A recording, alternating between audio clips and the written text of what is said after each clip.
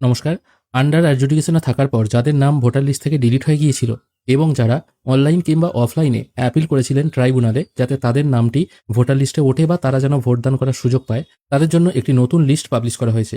এই লিস্ট থেকে যারা ট্রাইব্যুনালে আবেদন করেছিলেন তাদের নাম রাখা হলো নাকি তাদের নাম ডিলিট করা হলো, তারা কিন্তু এই জিনিসটা এই লিস্ট থেকে দেখতে পাবেন। সবার আগে আপনাদের ভোটার্স পোর্টালে চলে আসতে হবে। voters.eci.gov.in ওয়েবসাইটের লিঙ্ক আমি ডেসক্রিপশনে দিয়ে রাখবো। এখানে আসার পর ডাউনলোড ইলেক্টরাল রোল এই অপশনটায় আপনাকে ক্লিক করতে হবে। এখানে ক্লিক করার পর আপনাকে সবার আগে স্টেট চুজ করে নিতে হবে। তারপর ইয়ার অফ রিভিশন 2026 থাকবে। এখানে দেখুন রোল টাইপ দুটো নতুন অপশন শো হচ্ছে। প্রথম অপশনে বলা হচ্ছে ট্রাইব্যুনাল সাপ্লিমেন্টারি লিস্ট নাম্বার 1 আর দ্বিতীয় হচ্ছে tribunal deleted list number 1। Under অ্যাডজুডিকেশনের নাম থাকার পর যাদের নাম ডিলিট হয়ে গিয়েছিল এবং যারা অ্যাপিল করেছিলেন এবং ট্রাইব্যুনাল থেকে যাদেরকে বৈধ ভোটার হিসেবে মান্যতা দেওয়া হয়েছে তাদের নাম এই ট্রাইব্যুনাল সাপ্লিমেন্টারি লিস্ট নাম্বার 1-এ থাকবে। আর ট্রাইব্যুনাল থেকে যাদেরকে অবৈধ ভোটার বলে মনে করা হয়েছে এবং যাদের নাম ডিলিট করে দেওয়া হয়েছে তাদের কিন্তু এই সেকেন্ড লিস্টে ডিলিটেড লিস্টে নাম থাকবে। এবার আপনারা আপনাদের এলাকার নাম খুঁজে পাবেন কি করে সেটা দেখে নেব। এখানে অবশ্য বলে রাখি আগামী 23 তারিখ প্রথম দফার ভোট আছে, তাই প্রথম দফার যাদের ভোট আছে তাদেরই কিন্তু নামগুলো এখানে উঠবে বলে আশা করা যায়। তাও আপনারা আপনাদের নিজেদের নামগুলো একবার চেক করে দেখতে পারেন আপনাদের অ্যাসেম্বলি কনস্টিটিউয়েন্সি এবং পার্ট নাম্বার অনুযায়ী। আমি আপাতত সাপ্লিমেন্টারি লিস্ট নাম্বার 1 এটাই ক্লিক করছি। তারপর এখান থেকে আমি চুজ করে নেব ডিস্ট্রিক্ট।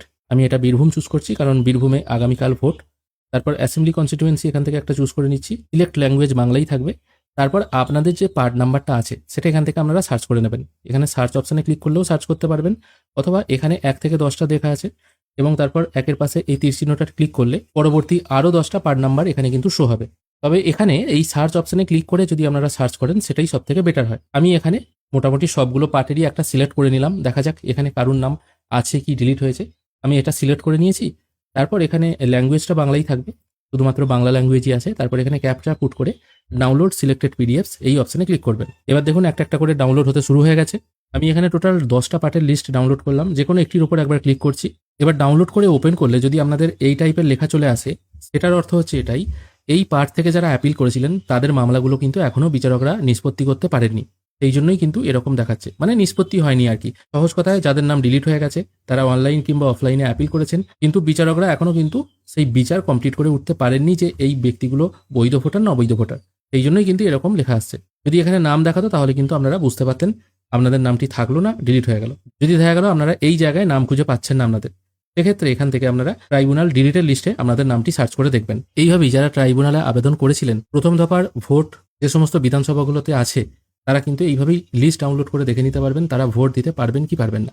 যাদের নাম লিস্টে আছে তারা ভোট দিতে পারবেন, যাদের নাম ডিলিট হয়ে গেছে তারা তো ভোট দিতেই পারবেন না। যে সমস্ত পার্টি লিস্ট ডাউনলোড করলে এরকম লেখা চলে আসছে তাহলে বুঝতে হবে এখনও কিন্তু ট্রাইব্যুনালে বিচার কমপ্লিট হয়নি, এনারাও কিন্তু ভোট দিতে পারবেন না এই এলাকা থেকে বা এই পার্ট থেকে যারা অ্যাপিল করেছিলেন অনলাইন কিংবা অফলাইনে। আশা করি জিনিসটা আপনাদের বোঝাতে পারলাম। ভিডিও যদি ভালো লেগে থাকে অবশ্যই একটি লাইক করবেন। ভিডিও দেখার জন্য অসংখ্য ধন্যবাদ। ভালো থাকবেন।